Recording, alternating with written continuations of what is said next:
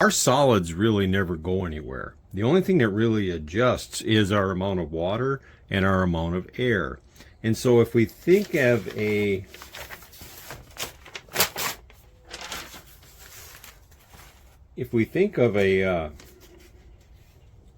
soil particle or a sample of soil, we're going to have a lot of large particles. And those particles can be gravel, sands, larger aggregate, all of different size. And these come to form together and they kind of densify.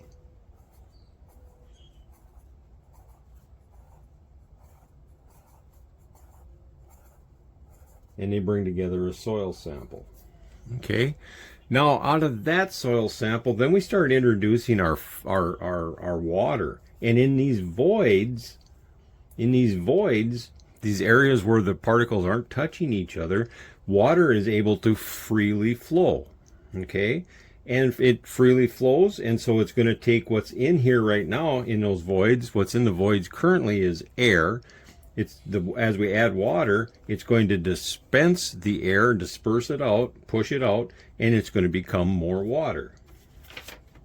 And so we can adjust the air, we can adjust the water, our solids stay the same.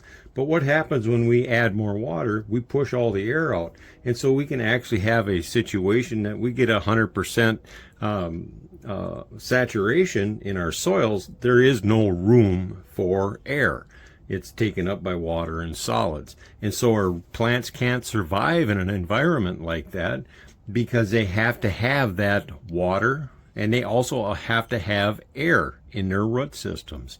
And so if we have a very dense clay, that becomes a little bit more impossible because we have more fine material that's going to go ahead and fill up these voids, making this material less permeable, less available to move water, transport nutrients, allow good root structure and root growth.